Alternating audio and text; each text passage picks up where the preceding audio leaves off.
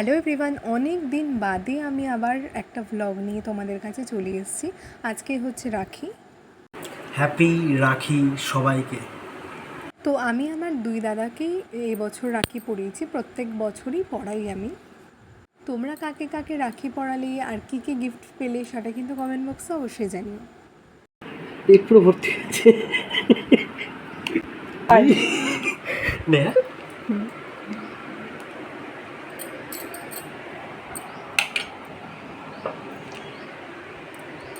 মোটা হ খেয়ে খেয়ে মিষ্টি খেয়ে।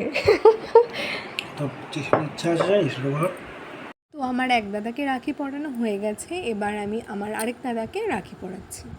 বন্ধুরা, রাখির দিনটা তোমরা সবাই কেমনভাবে কাটালে সেটা কিন্তু কমেন্ট বক্সে আমাকে অবশ্যই জানিও। আর আমি দুপুরবেলা রাখি পরিয়েছিলাম, আর সন্ধ্যাবেলার দিকে আমরা একটু বেরিয়েছিলাম, একটু মেলায় গেছিলাম।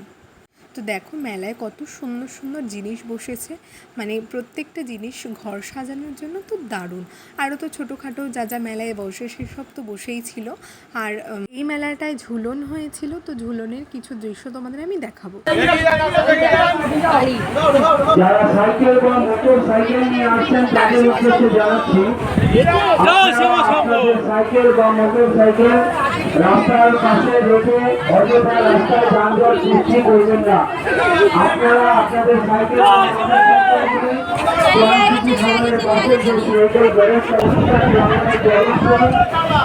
রাধাকৃষ্ণের যুগল মূর্তি দর্শন করেন।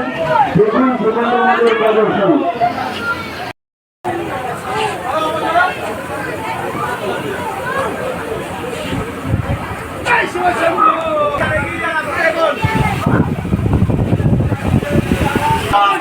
দিদি ওইদিকে যাও।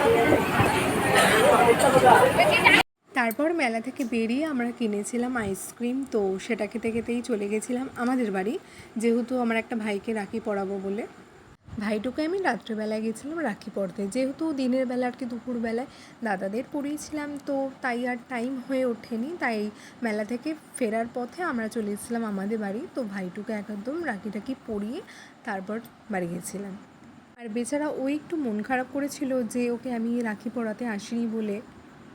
আর তারপর যখন রাত্রেবেলা এসে রাখি পরালাম, ও খুব হ্যাপি হয়ে গেছিলো।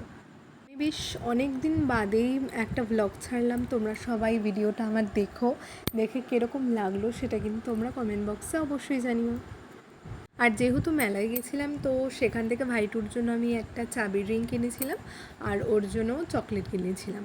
এটা হচ্ছে ওর রাখির গিফট। আর আমিও কিন্তু রাখিতে সুন্দর সুন্দর গিফট পেয়েছি। আর ভাইটু গিফট পেয়ে তো খুব খুশি হয়ে গেছিলো। তো আজকের মতো এইটুকুনি, দেখা হচ্ছে আমার অন্য কোনো ভ্লগে। তো আজকের মতো টাটা, গুড নাইট সবাইকে।